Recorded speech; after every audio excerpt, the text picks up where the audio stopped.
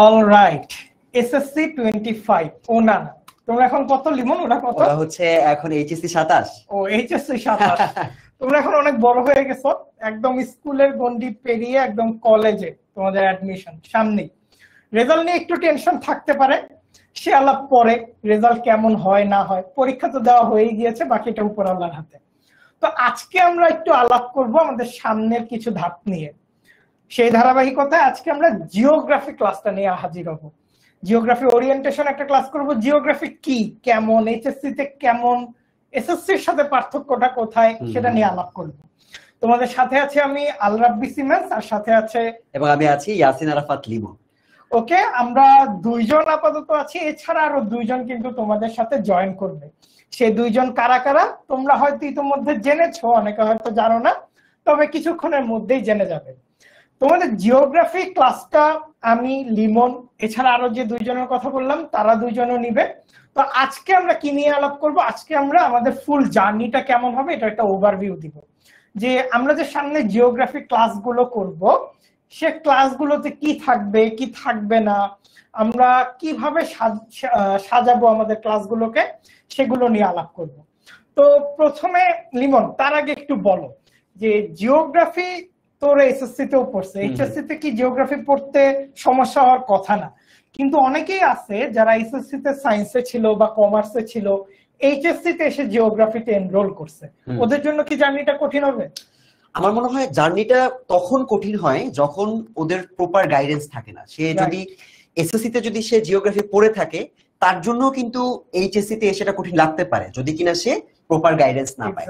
তো আমার যে বক্তব্যটা সেটা হচ্ছে, ওদের যদি শুরু থেকে ওর একটা প্রপার গাইডেন্সের মধ্যে থাকে, সেটা ও সায়েন্স থেকে আসুক অথবা ও আর্টস থেকে আসুক, এই প্রপার গাইডেন্সে থাকলে কিন্তু ওর সমস্যা হওয়ার কথা না। রাইট, আমরা আমাদের গাইডেন্সটা কেমন তোমরা একটু ক্লিয়ার হয়ে যাবে।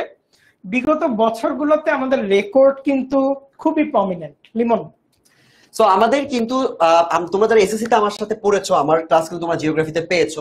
সো এসএসসি তে যেমন তোমরা অনেক স্টুডেন্ট আমাদের কাছে পড়ো, তেমন কিন্তু এইচএসসি তেও আমাদের প্রতি বছর অনেক অনেক স্টুডেন্ট কিন্তু আমাদের সাথে পড়ে। যেমন এইচএসসি 25 এবং এইচএসসি 26, এদের কিন্তু অসংখ্য স্টুডেন্ট তোমরা দেখতে পাচ্ছ, নাম্বারটা কিন্তু অনেক বেশি, 9000 স্টুডেন্ট এবং 11000 স্টুডেন্ট। তারা কিন্তু কন্টিনিউয়াস বেসিসে আমাদের সাথে পড়ছে এবং আমরাই তাদের বিভিন্ন সাবজেক্টের ক্লাসগুলো কিন্তু নেই। সো এই এইচএসসি তে এত স্টুডেন্টদেরকে পড়ানোর যে এক্সপেরিয়েন্স, সেই এক্সপেরিয়েন্স থেকে কিন্তু আমি, সিমেন্স ভাই এবং আরো যারা দুজন আছে, তারা দুজন কিন্তু তোমাদেরকে গাইড করার চেষ্টা করব। এবং এই স্টুডেন্ট যারা কিনা গাইডেন্সের মধ্যে আছে, ওরা কিন্তু ওদের পরীক্ষার প্রস্তুতিতে অন্য সবার থেকে অনেক বেশি এগিয়ে আছে। ঠিক আছে, সো তোমরা যারা যারা আজকে যুক্ত হয়েছো ক্লাসে, আজকে কিন্তু আমরা পড়াশোনা করছি না ভাই, আমরা কি আজকে পড়াশোনা করছি না, আজকে কোনো পড়াশোনা, আজকে একটু গল্প আর স্ট্রেস রিলিফ করা রেজাল্ট নিয়ে অ্যাকচুয়ালি। সো তোমরা যারা কোর্সে তো অলরেডি এনরোল করেছো, অনেকেই ভাবছো যে আমরা কিভাবে পড়াবো, কিভাবে তোমাদের জার্নিটা আগাবে। সো তোমাদের জার্নিটা কিন্তু মূলত এই যে স্টুডেন্ট, আমরা যে 9000 এবং 11000 স্টুডেন্টের কথা বলছি, ওরা যেভাবে ক্লাসে ক্লাস করছে ওদের মতোই খুব স্মুথলি তোমাদের জার্নিটা কিন্তু হবে। সো ভয় পাওয়ার কোনো কারণ নাই, তোমাদের সাথে আরো অসংখ্য শিক্ষার্থী আমাদের সাথে কিন্তু পড়াশোনা করছে। সো আমি একটু ওদের পার্থক্যটা একটু আমরা আলোচনা করি। সো পার্থক্যটা তোমরা যদি একটু দেখো, তোমরা এসএসসি তে যারা আমার কাছে তোমরা পড়েছো, আমরা এসএসসি তে এসএমপি করেছি, তার পাশাপাশি আমাদের বিভিন্ন এফআরএল ক্লাস তোমরা করেছো। আমরা কিন্তু জিওগ্রাফির একদম শুরু থেকে শেষ পর্যন্ত তোমাদেরকে পড়িয়েছি। সো এসএসসি তে আমাদের কিন্তু 7টা সৃজনশীল প্রশ্নের উত্তর দিতে হয়েছে এবং 30 মার্কের এমসিকিউ ছিল। তোমাদের মাথার মধ্যে কিন্তু অন্য কোনো টেনশন ছিল না যে আমরা কি আদৌ আমাদের কোনো প্র্যাকটিক্যাল থাকবে কিনা। সো প্র্যাকটিক্যালের কিন্তু কোনো টেনশন তোমাদের মধ্যে ছিল না। কিন্তু এবারে এইচএসসি তে আমাদের কিন্তু প্র্যাকটিক্যাল তো থাকছেই, পাশাপাশি বই কিন্তু 2 ভাগে বিভক্ত হয়ে যাচ্ছে। অর্থাৎ তোমাদের জিওগ্রাফি ফার্স্ট পেপার এবং সেকেন্ড পেপার কিন্তু পড়তে হবে। এসএসসি তে তোমরা একটা বই পড়েছো, একটা বইয়ের মধ্যে 10টা চ্যাপ্টার ছিল, ওই 10টা চ্যাপ্টারই তোমরা 10টা থেকে 12টা চ্যাপ্টার ছিল, ওটা কভার করেছো, করলেই মোটামুটি তোমাদের এসএসসি সিলেবাস কমপ্লিট হয়ে গেছে। কিন্তু এইখানে আমরা কিন্তু দেখতে পাচ্ছি geography first paper, geography second paper. So এটা আলাদা আলাদা ভাবে, আমি ফার্স্ট পেপার যদি বলি 10টা চ্যাপ্টার থাকবে, যেটা নিয়ে একটু পরেই তোমাদেরকে সিমেন্স ভাই আরো বিস্তারিত বলবে। সেখানে কিন্তু আমাদের ফার্স্ট যে পরিবর্তনটা, এটা হচ্ছে ফার্স্ট পেপার এবং সেকেন্ড পেপার, সেটা খুব বড় একটা চেঞ্জ। সেকেন্ড হচ্ছে আমাদের কিন্তু সৃজনশীল 7টা লিখতে হবে না। দেখো এখানে আমাদের মোট 8টা সৃজনশীল থেকে 5টার উত্তর করতে হবে, প্রত্যেকটার জন্য 10 মার্ক। সে 10 মার্ক করে আমাদেরকে অ্যান্সার করতে হবে এবং এমসিকিউ থাকবে 25 মার্ক এবং তার বাইরে প্র্যাকটিক্যাল থাকবে 25 মার্ক। সো আমরা কিন্তু 10 মিনিট স্কুল থেকে তোমাদের এই যে 75 মার্কস আছে, অর্থাৎ ফার্স্ট পেপারে 75 মার্ক এবং সেকেন্ড পেপারে 75 মার্ক। এইটার জন্য তোমার যে প্রিপারেশন দরকার এই পুরো প্রিপারেশনটা কিন্তু আমরা তোমাদেরকে করিয়ে দিব। এবার আমি একটু দেখে নেই আরেকজন যার কথা আমরা বলছিলাম, তোমরা কিন্তু এসএসসি তে কিন্তু তাকে দেখেছো, সৌরভ ভাইয়া, ঠিক আছে?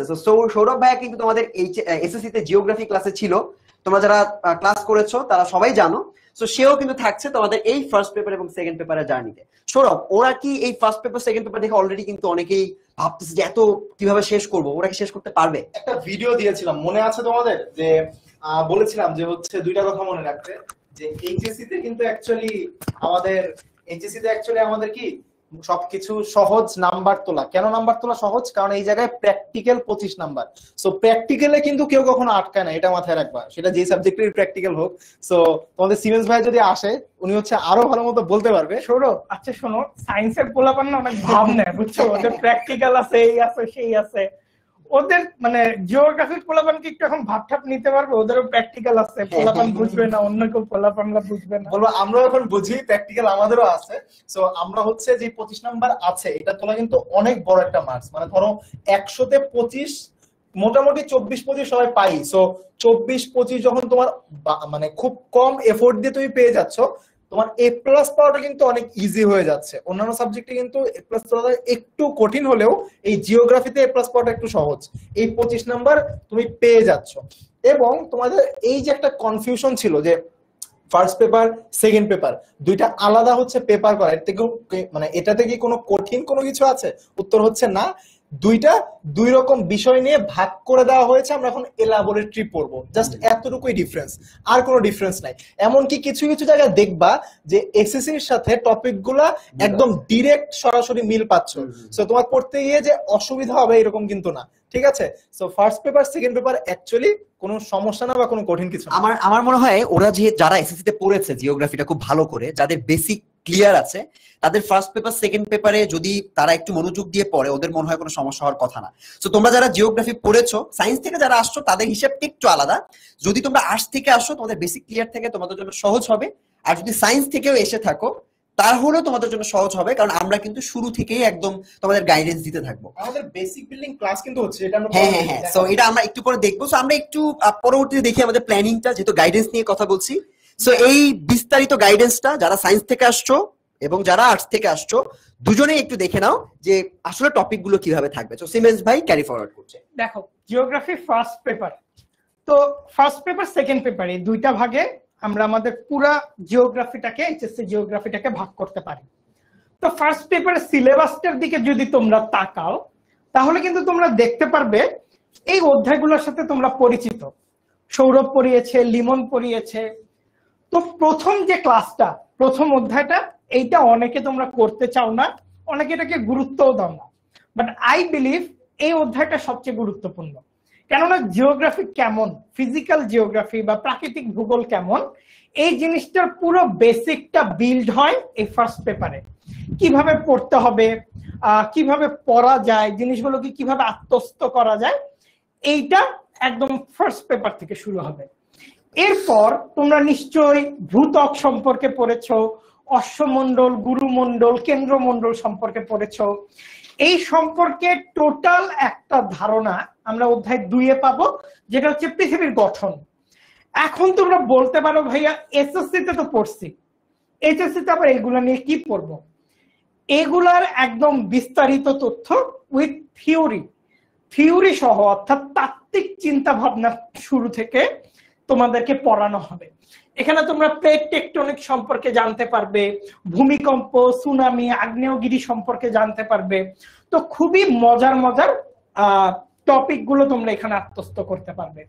সাকিব জয়েন করেছে, অপির, রাফি, সুস্মিতা, মায়া, ইভা জয়েন করেছে, ভেরি গুড। অনেকের অনেক প্রশ্ন আছে, আমরা আসছি প্রশ্নগুলোতে।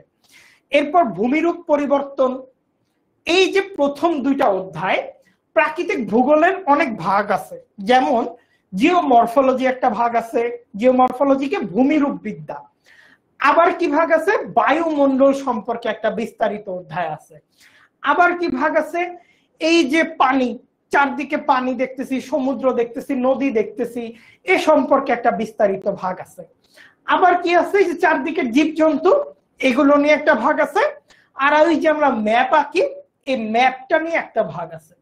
তোমরা যদি অধ্যায় 2 আর 3 দেখো, পৃথিবীর গঠন এবং ভূমিরূপ পরিবর্তন মাটির সাথে কানেক্টেড, তার মানে এটা জিওমরফোলজি কিংবা ভূমিরূপ বিদ্যার আন্ডারে।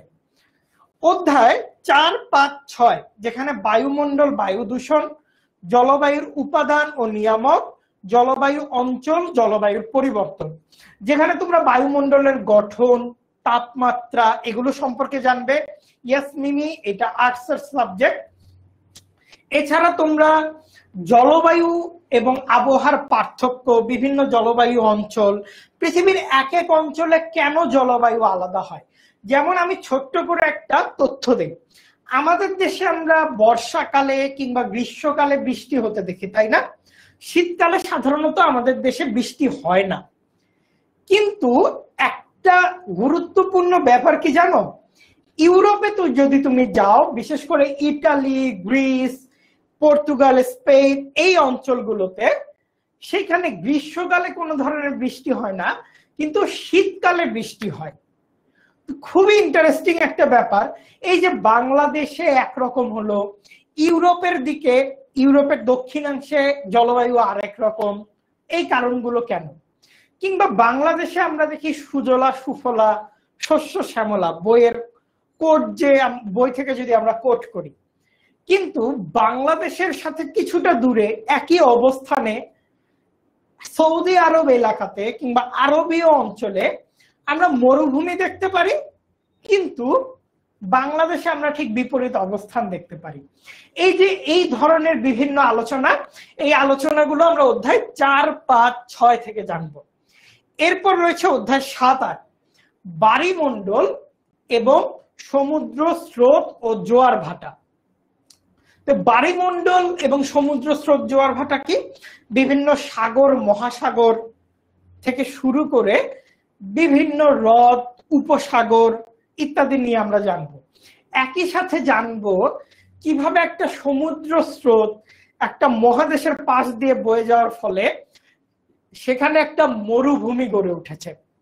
এটা ভাবা যায় যে একটা মহাসাগরীয় স্রোতের জন্য একটা মরুভূমি গড়ে উঠেছে, এবং একই সাথে সে মরুভূমিতে গেলে কিন্তু তোমার গরম লাগবে না, সে মরুভূমিটা ঠান্ডা প্রকৃতির। এরকম মজার কিছু বিষয়গুলো আমরা সলভ করব।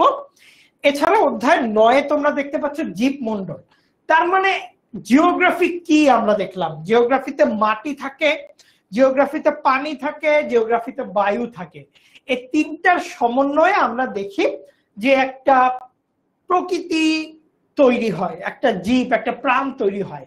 তো সেসব নিয়ে পূর্ণাঙ্গ আলোচনা থাকবে জীবমণ্ডলে। আর রয়েছে মানচিত্র ভিত্তিক ক্লাস। ওকে, এরপর সেকেন্ড পেপারে যাই। ফার্স্ট পেপারটা কি তোমাদের খুব কঠিন লাগলো? আরশিকা, সুমাইয়া, আয়েশা, মিমি, ফাতেমা, তোমরা একটু কমেন্টে জানাও ফার্স্ট পেপার কি কঠিন লাগলো নাকি। এর মাঝে আমি একটু আমার পরিচয় দিই। আমি প্রায় 7 বছরের উপর জিওগ্রাফি পড়াচ্ছি। 10 মিনিট স্কুলে রয়েছি 2019 থেকে। আমি পড়াশোনা করেছি জাহাঙ্গীরনগর বিশ্ববিদ্যালয়ের ভূগোল ও পরিবেশ বিভাগ থেকে।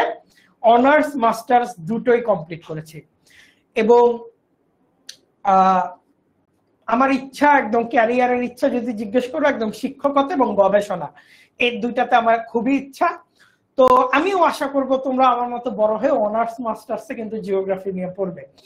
কোর্স নেই নাই, লিংকে ক্যাপ দিছি, হয়ে গেছে। ওকে, আচ্ছা, এটা অনলি পেইড স্টুডেন্টদের। ওকে, তোমাদের কাছে আশা করছি জিওগ্রাফি ফার্স্ট পেপার খুব একটা কঠিন লাগেনি।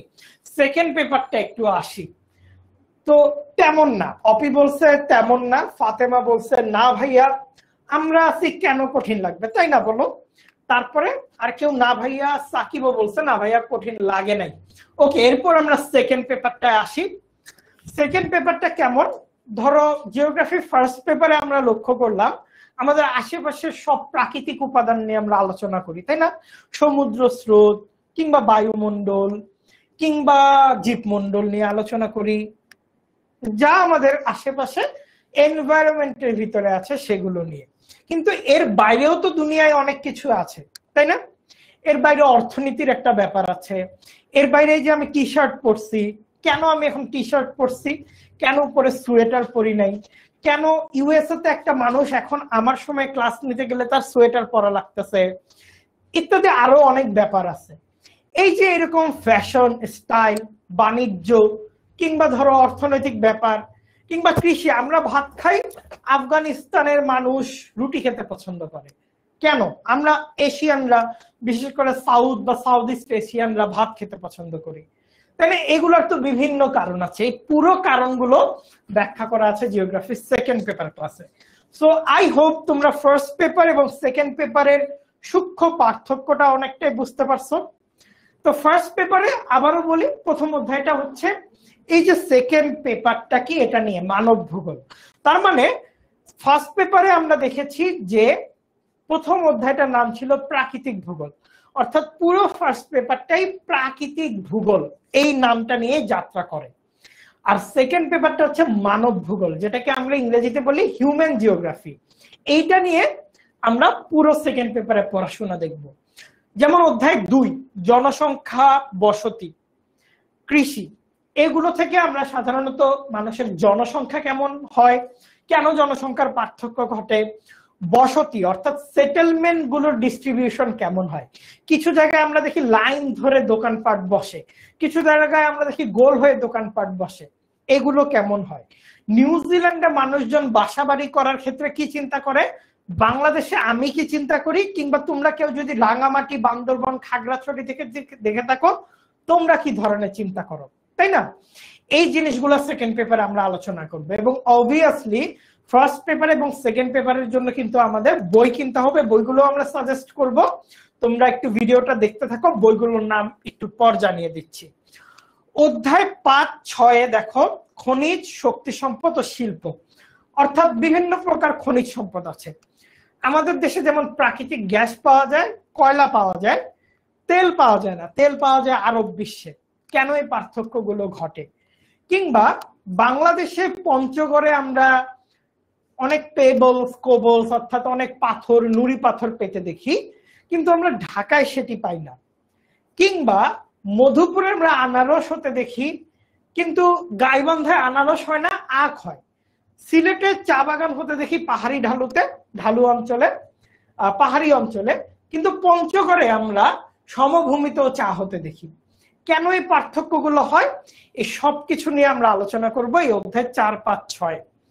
এখন এই যে খনিজ সম্পদ আমরা এক্সট্রাক্ট করলাম, ধান চাষ করলাম, চা চাষ করলাম, তাই না, শিল্পাঞ্চল বসালাম, এগুলো তো এক জায়গা থেকে আরেক জায়গায় নিতে হবে। এটার জন্য তোমাদের আছে পরিবহন অধ্যায় ও বাণিজ্য অধ্যায়। মোটামুটি সেকেন্ড পেপার পড়লে তোমাদের ব্যবসা বাণিজ্য করতে কোনো সমস্যা হবে না। ভবিষ্যতে কেউ ব্যবসা বাণিজ্য করতে পারলে এই জিওগ্রাফিক নলেজ কাজে লাগাতে পারবা। আর অধ্যায় 9 আছে দূষণ ও দুর্যোগ, খুবই ইম্পর্টেন্ট একটা অধ্যায়। আমি যখন পার্সোনালি আমাদের যখন বিসিএস কোর্স ছিল, বিসিএস এর অধ্যায় যখন পড়াতাম, তখন এই চ্যাপ্টারটা ছিল one of the most important chapter, এবং এখান থেকে কোশ্চেন আসতোই। খুবই ইম্পর্টেন্ট চ্যাপ্টার, এখান থেকে প্রশ্ন আসবেই। এবং শেষ চ্যাপ্টারটা হচ্ছে মানচিত্র অভিক্ষেপ চ্যাপ্টার। কিভাবে গোল একটা পৃথিবীকে আমরা সমতল কাগজে আঁকি, কিভাবে আঁকা সম্ভব, এই সবকিছু মিলে সেকেন্ড পেপারের আলোচনা। তো সৌরভ একটু আসো।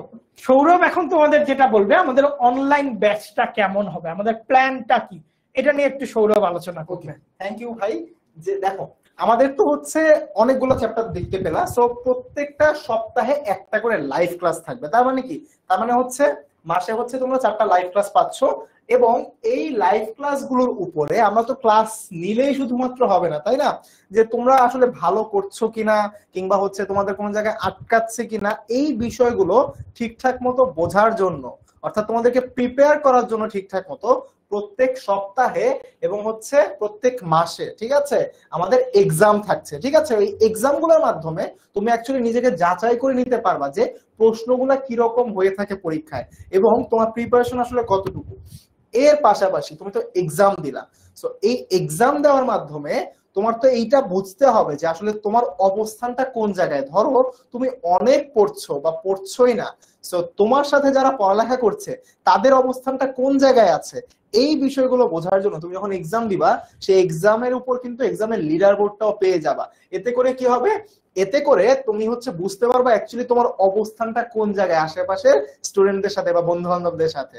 এখন তুমি এক্সাম তো দিলা, সো প্রত্যেকটা ক্লাস যে নিচ্ছি আমরা, এই ক্লাসে তো হচ্ছে আমরা বিভিন্ন জিনিস তো তোমাদের টপিক আকারে থাকছে, বাট দেখবা ভাইয়া অনেক কিছু এঁকে দিচ্ছে, অনেক কিছু বোঝাচ্ছে। সো এই যে স্লাইডটা, এই স্লাইডটা দাগানো যে স্লাইডটা থাকবে, এই লেকচার স্লাইডটাও কিন্তু তোমরা হচ্ছে তোমাদের অ্যাপে পেয়ে যাবা, ঠিক আছে।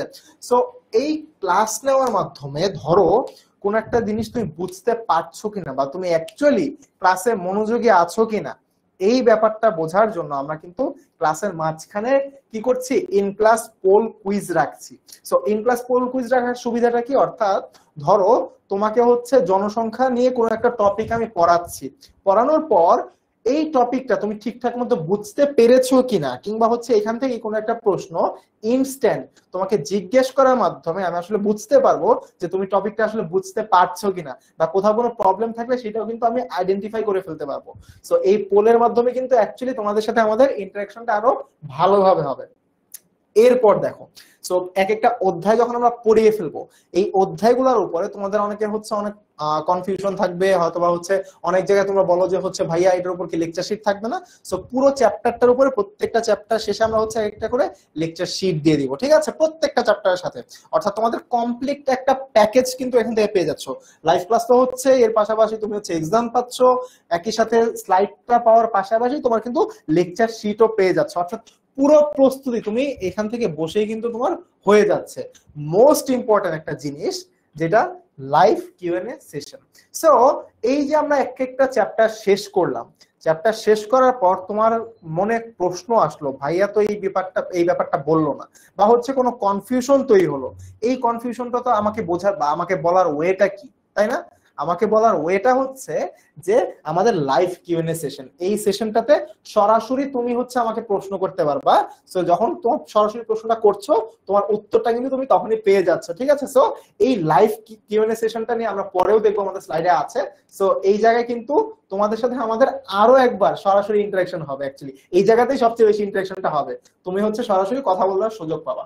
এবং এই যে এত কিছু পড়াচ্ছি, পড়ানোর পর আমাদের একদম এইচএসসির জন্য এইচএসসি স্টাইলে পূর্ণাঙ্গ কিন্তু 3টা মডেল টেস্ট থাকছে। অর্থাৎ তুমি কি এই কোর্সটাতে যখন এনরোল হয়ে যাচ্ছ, শুরু থেকে তোমার ডেইলি এক্সাম, তারপর হচ্ছে মান্থলি এক্সাম দেওয়ার পরবর্তীতে যখন একদম ফুললি প্রিপেয়ার্ড, তখন কিন্তু 3টা মডেল টেস্টের মাধ্যমে একদম এইচএসসির জন্য তোমাকে প্রিপেয়ার্ড করে ফেলা হবে, ঠিক আছে।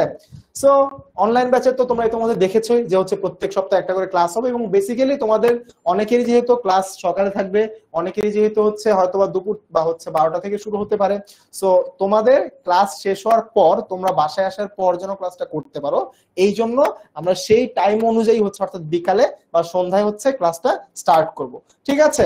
এবং এই যে পুরো কোর্সটা আমাদের জিওগ্রাফির, এই কোর্সটা কিন্তু আমরা 8 মাসের মধ্যে পুরো কমপ্লিট শেষ করে দিব। যেন তোমাদের জানো, তোমরা অনেকে মনে করো যে হচ্ছে আমাদের এইচএসসি কিন্তু 2 বছরের, এইচএসসি কিন্তু একদমই 2 বছরের না।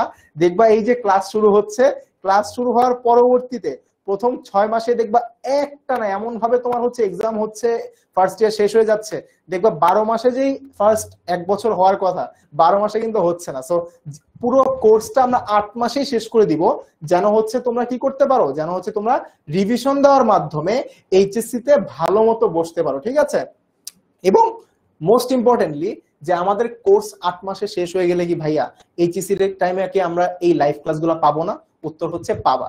তোমাদের এই যে লাইভ ক্লাস শেষ হয়ে গেলেও ক্লাসের এক্সেস কিন্তু তোমাদের এইচএসসি পর্যন্ত থাকবে। অর্থাৎ 27 সালে তোমরা যে এইচএসসি দিবা, সেই এইচএসসি এর আগ পর্যন্ত কিন্তু তোমার এই কোর্স থাকবে। অর্থাৎ তুমি যে এনরোল হয়েছো, সেই কোর্সের এক্সেস কিন্তু তোমার কাছে থাকছে।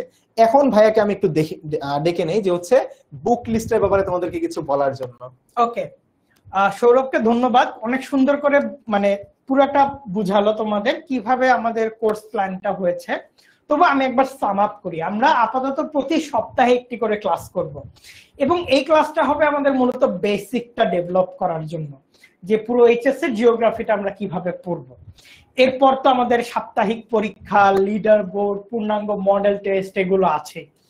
তো এটাও তোমরা শুনেছো, সৌরভ বলেছে প্রতিটা ক্লাসের শেষে আমরা আমাদের যে দাগানো স্লাইড, এই স্লাইডটা কিন্তু তোমাদেরকে প্রোভাইড করব, রাইট?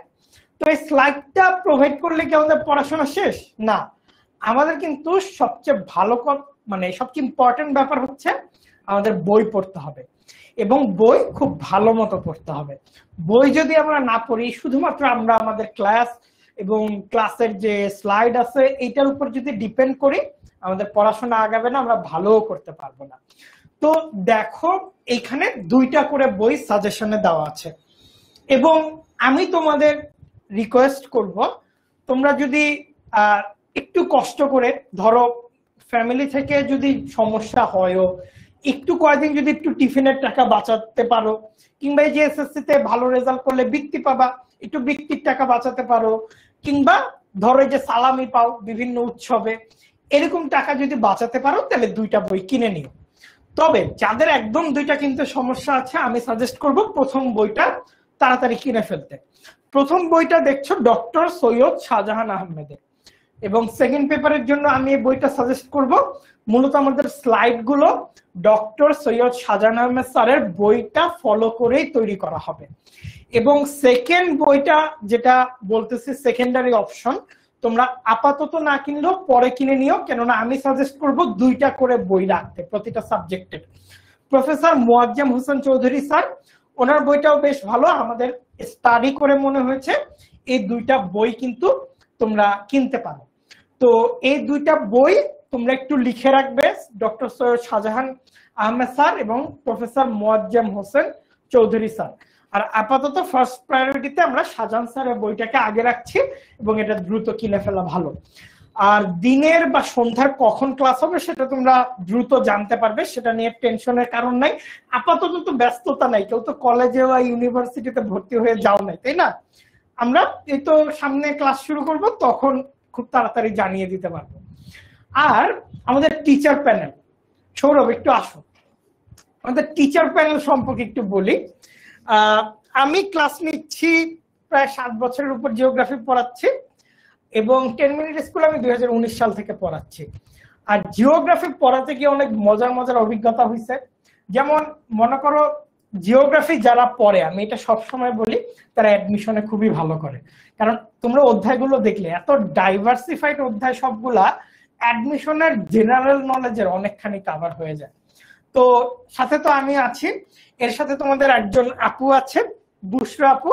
বুশরা আপু আজকে আসতে পারে নাই, বুশরা আপু গট অ্যাক্সিডেন্ট টুডে।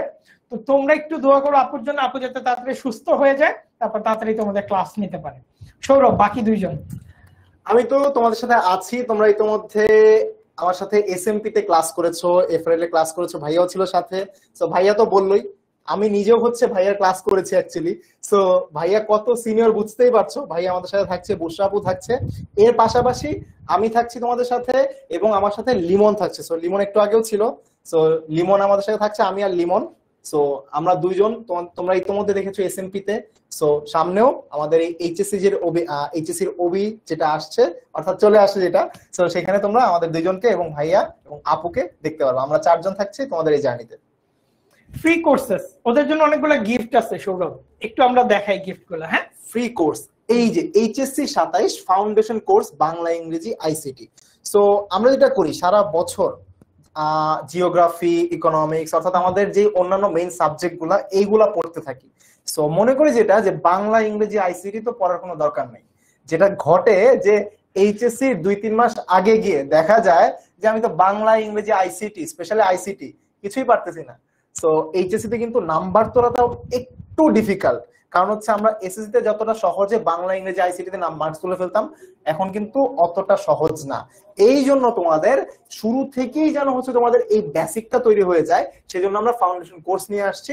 তোমাদের সাথে থাকছে আমাদের ফারহান ভাইয়া, 8 বছরের উপর পড়াচ্ছে বাংলা, জাকির ভাই থাকছে আইসিটি তে, এবং নাইম দুর্জয় ভাইয়া থাকছে তোমাদের ইংরেজিতে এই ফাউন্ডেশন কোর্সে। আরেকটা ইম্পর্টেন্ট অ্যানাউন্সমেন্ট হচ্ছে, তোমরা যদি কোর্সটা কিনে ফেলো, কলেজ অ্যাডমিশন কোর্স 2025 একদম ফ্রিতে পেয়ে যাচ্ছ। অর্থাৎ যারা নটর ডেমে ভর্তি পরীক্ষা দিতে চাও, হলি ক্রসে ভর্তি পরীক্ষা দিতে চাও, তাদের জন্য জার্নিটা কিন্তু আরো সহজ হবে। তো অনেকে আমরা এই যে 2 মাস তো পড়াশোনা মোটামুটি করি নাই কেউ, তো অ্যাডমিশনে পড়তে গেলে একটা গ্যাঞ্জাম হয়। তো তোমাদের জন্য এটার কোনো আলাদা প্যারাই নেই, আলাদাভাবে কিনতে হবে এমন কিছু। তোমরা আমাদের কোর্সটা কিনে ফেলো, তাহলে তোমরা কলেজ অ্যাডমিশন কোর্স আর বাংলা আইসিটি ইংরেজি কোর্সটা কিন্তু ফ্রিতে পেয়ে যাচ্ছ। এবং আমাদের এবার তোমাদের এতক্ষণের প্রশ্ন, কবে থেকে কি শুরু হবে? সৌরভ একটু বল। এই যে আজকে তো আমরা হচ্ছে তোমাদের জিওগ্রাফির ওরিয়েন্টেশন ক্লাসটা নিচ্ছি, আমরা সবাই আছি। এরপর জুলাই মাসের 1 তারিখ থেকে আগস্টের 30 তারিখ পর্যন্ত আর ধৈর্য ধরে অপেক্ষা করতে হবে না, একদম চলে আসছে। জুলাইয়ের 1 তারিখ থেকে আগস্টের 30 তারিখ পর্যন্ত তোমাদের জিওগ্রাফির উপর বেসিক বিল্ডিং ক্লাস হবে। এই জায়গায় কি হবে, এই যে এসএসসি তে তোমরা বিভিন্ন টপিক গুলা যে পড়ে আসছো, আমরা এসএসসির সাথে এইচএসসি টপিক গুলাকে কানেক্ট করব, যে কোন বেসিক গুলা তোমাদের এইচএসসি তে লাগবে এবং এগুলো হচ্ছে তোমাদের জন্য ইম্পর্টেন্ট। ঠিক আছে, এতে করে কি হবে, সেপ্টেম্বর থেকে যখন একদম টপিক বেসড ধরে ধরে আমরা প্রত্যেকটা বিষয় পড়াবো, তখন তোমাদের এই বেসিক গুলা কাজে লাগবে। সো যারা যারা হচ্ছে ওই যে সায়েন্স থেকে হিউম্যানিটিস এ চলে আসছো, তাদের জন্য বেসিক বিল্ডিং ক্লাসটা কিন্তু খুবই খুবই খুবই ইম্পর্টেন্ট, বাকিদের জন্য ইম্পর্টেন্ট। কারণ 2 মাস বা হচ্ছে 3 মাস যেহেতু পড়াশোনা একদমই করবা না, এই টপিক গুলো যদি হচ্ছে একটু মাথার মধ্যে রাখো, পরে পড়তে হচ্ছে সুবিধা হবে। ঠিক আছে, ওকে, তাহলে জুলাইয়ের 1 তারিখ থেকে তো তোমরা ক্লাসে জয়েন হচ্ছ নাকি? একটু কমেন্টে জানাও, তাহলে একটু আমরা দেখি তোমরা ডিটারমাইন্ড কিনা। আমরা তো ডিটারমাইন্ড, তোমাদের খুব ভালো মতো পড়াবো, তোমরা ডিটারমাইন্ড কিনা। জুলাইয়ের 1 তারিখ থেকে তোমাদের তো টাইমটাও আমরা যে 8টা বাজে থেকে ক্লাস শুরু হবে, তো 8টা থেকে রাত 8টা থেকে তোমরা একদম সারাদিনের কাজকর্ম, আড্ডা, বিকালের খেলা, আরো অন্যান্য কিছু থাকলে সব শেষ করে এসে কিন্তু 8টায় আমাদের ক্লাসে জয়েন করতে পারবে। একজন বলছে যে পড়াশোনা কাকে বলে ভুলেই গিয়েছিল। আচ্ছা, সমস্যা নাই, আমরা এই যে 1 তারিখ থেকে একটু আস্তে আস্তে শুরু করব বেসিক বিল্ডিং ক্লাস, যেহেতু যাতে সেপ্টেম্বর থেকে তোমরা কোর্সটা খুব ভালো মতো আয়ত্ত করতে পারো, তাতে তোমাদেরই সুবিধা হবে। এবং সৌরভ যেটা বারবার বলতেছে যে 2 বছর আমরা মনে করি, অ্যাকচুয়ালি কোনো 2 বছর না। ওই যে আমরা দেখছি না যে থিওরি অফ রিলেটিভিটিতে টাইম অনেক সময় মনে হয় অনেক বেশি, কিন্তু একটু অল্প টাইম। এই এইচএসসি টাইমটা একদম অল্প, একবারে just like a T20 innings. তুমি দেখবা নামতেছো ধুমধারাক্কা, আশপাশ থেকে পিটানি, তুমি বুঝবাই না কখন কি হইতেছে। ওকে, তাহলে সবাই মোটামুটি সৌরভ বলতেছে কিন্তু 1 তারিখ থেকে ক্লাসে সবাই থাকবে, ভালো কথা। এই যে প্রতিদিন ঘোরাফেরা করো, খেলাধুলা করো, বন্ধুদের কি বলছো আমাদের কোর্সটায় ভর্তি হইতে? বন্ধুদের কিন্তু জানাই দিও। আরেকটা জিনিস, এইচএসসি তে A+ পাবা, অ্যাডমিশনে ভালো করবা, তোমার বন্ধু বান্ধবরা কিন্তু কখনোই তোমার প্রতিযোগী না। তুমি A+ পেলে তোমার বন্ধুর A+ মিস যাবে এমনও না, কিংবা সরকার ঠিকও করে দেয় না 800 জনের বেশি A+ পাওয়া যাবে না। তো সবাই মিলে যদি আমরা A+ পাই, তাহলে তো কোনো সমস্যা নাই। সবচেয়ে ভালো কথা হচ্ছে যে ধরো তুমি যখন একসাথে পড়ছো, একসাথে A+ পাচ্ছ এবং ওই বন্ধুর সাথেই অ্যাডমিশন দিয়ে হচ্ছে একই ইউনিভার্সিটিতে পড়ছো, ওইটা কিন্তু আরেকটা আলাদা ভালো লাগে কাজ করবে। কারণ দেখবা যখন ভার্সিটিতে যাবা সবাই নতুন, তো এই জায়গায় আমার ভার্সিটিতে যখন দেখি যে আমার কলেজের বা হচ্ছে স্কুলের পুরনো বন্ধু বান্ধব, তখন কিন্তু নিজের কাছেই অনেক ভালো লাগে, আপন মনে হয় ওদেরকে আরো বেশি। তো বন্ধুদেরও নিয়ে আসো, জানা হচ্ছে তারা একসাথে এই এইচএসসি জার্নি তো থাকবেই, এর পাশাপাশি অ্যাডমিশন দিয়ে আমরা এক ইউনিভার্সিটিতে পড়তে পারি। ঠিক আছে, ইনশাল্লাহ। তাহলে জুলাইয়ের 1 তারিখ রাত 8টা থেকে কিন্তু আমরা ক্লাস শুরু করছি। আর এরপর কিউএনএ সেশনের কথা সৌরভ তো বললোই, আমরা একটা করে কিউএনএ সেশন রাখবো এবং এখানে কিন্তু তোমরা সরাসরি ইন্টারঅ্যাক্ট করতে পারবে আমাদের সাথে। দেখো ফারহান সাকিব ভাই আছে এখানে, সবাই কিন্তু কথা বলার চান্স পেয়েছে যে তাদের কোন জায়গায় প্রবলেম গুলো হয়েছে। তো এইভাবে আমরা হচ্ছে স্ক্রিন শেয়ার করে তোমাদের যে প্রবলেম গুলো থাকবে এগুলো সলভ করে দিব এবং তোমরাও কিন্তু কথা বলার চান্স পাবা। ঠিক আছে, তো খালি এতটুকুই না, তোমাদের ডিউটি আরো কিছু ডিউটি আছে, সেটা হচ্ছে ইন্টারঅ্যাকশন। তোমরা কতটুকু ইন্টারঅ্যাক্ট করতেছো প্রত্যেকে, আমাদের কন্টেন্টে তোমরা কতটা মনোযোগী, কতটা ভালো মতো পরীক্ষা দিচ্ছ, আমাদের কন্টেন্টের সাথে কতটা কানেক্ট করতে পারছো, এই সব কিছু মিলিয়ে তোমাদের জন্য কিন্তু থাকছে স্টুডেন্ট অফ দ্য মান্থের একটা সার্টিফিকেট। তোমরা দেখতে পাচ্ছ এখানে কয়েকজন স্টুডেন্টের নাম দেওয়া আছে, যেমন সেপ্টেম্বর 2024-এ আমরা দেখতে পাচ্ছি অনিন্দিতা বিশ্বাস, ও কিন্তু স্টুডেন্ট অফ দ্য মান্থ হয়েছে। নভেম্বরে সামিরা, এরকম আরো অনেকে আছে। এবং সহজ করে বলি ভাই, হ্যাঁ, সেটা হচ্ছে যে আমাদের অ্যাপে কিন্তু এখন তুমি কতক্ষণ ক্লাস করছো, কখন ঢুকছো, কয়দিন হচ্ছে প্রেজেন্ট ছিলা, কয়দিন অ্যাবসেন্ট ছিলা, প্রত্যেকটা জিনিস আছে। তুমি কয়টা পোলে পার্টিসিপেট করেছো, কুইজে তুমি কত মার্কস পেয়েছো, লিডার বোর্ডে কত মার্কস রয়েছে।